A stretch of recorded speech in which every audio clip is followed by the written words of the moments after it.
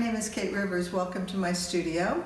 You caught me working on one of my book pieces here, and I'm just getting ready to add another element.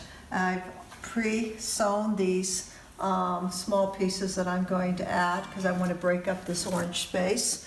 I used books because they were extremely relevant in my childhood. I collected books, my family collected books, we had encyclopedias, a number of different things. And then as I started going to garage sales, I found these piles of books that nobody wanted to buy, and I started picking them up and looking at how can I incorporate this into my work, and this whole series grew from that.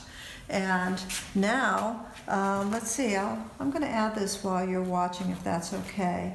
Like I said, this particular piece, I selected it because of the gold in it and the color of blue.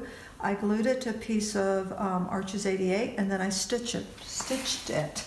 That's a tough word to say. So now what I want to do is create another feeling of movement and pattern, and I want to break up this orange. And I like the thinner shape because it kind of works with these wider shapes in here.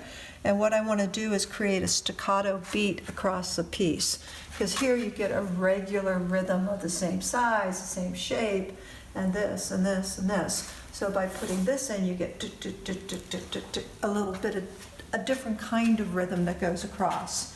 Most of my book pieces, I choose the books in terms of color, and rhythm is extremely important for me.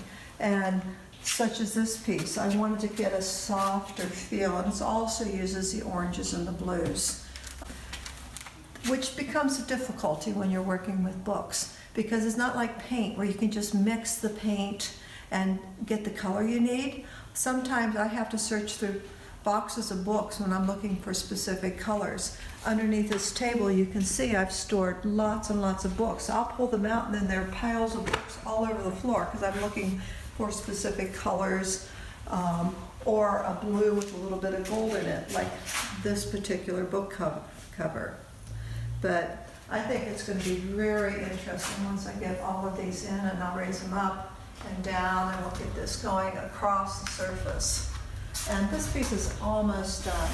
Most of the books are glued together, and then I cut them apart, and then I stitch them, then I melt them to canvas, and then the canvas is raw, then I cover it with a coat of gesso, and then acrylic, a bright white acrylic. And then once I've looked at it, then I start making changes like I'm doing right now.